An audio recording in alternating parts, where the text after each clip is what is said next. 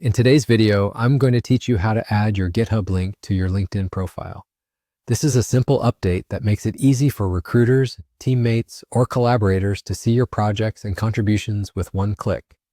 First, open GitHub and head to your profile page. You want the main profile, not a specific repository. At the top of your browser, select the full address from the address bar and copy it. That link is what we'll place on your LinkedIn. If you want to be extra sure it's correct, you can paste it into a new tab to confirm it opens your profile and not a login page. Next, open LinkedIn and go to your profile by clicking View Profile.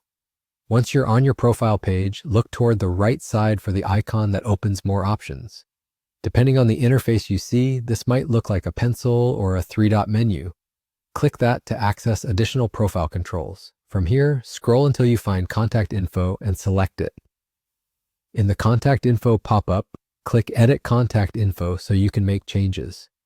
Now scroll down within the Contact Info editor until you see the option to add a website. Click Add Website. In the URL field, paste the GitHub link you copied earlier. Take a quick glance to make sure it includes the full HTTPS link and that there aren't any extra characters or spaces. After pasting, choose a website type from the dropdown. If there isn't a GitHub-specific option, selecting Other, Personal, or Portfolio is perfectly fine. The label won't affect where the link points, it just helps organize how it appears on your profile. When everything looks good, click Save. This confirms your changes and closes the editing view. Then close the Contact Info window. You should now see your GitHub link listed under Contact Info on your profile. Give it a click to test it. It should take you straight to your GitHub profile in a new tab.